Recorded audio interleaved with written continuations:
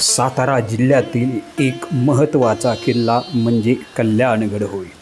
तो सर करत असताना इतिहासप्रेमी व माननीय गटशिक्षणाधिकारी लक्ष्मण पिशेसाहेब प्रसन्न अंतकरणाने कल्याणगडाच्या वेगळ्याच वाटेने चढाई करत आहेत.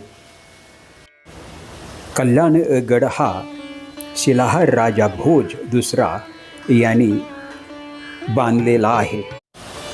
सातारा जिल्ह्यातील एक महत्त्वाचा किल्ला म्हणजे कल्याणगड होय.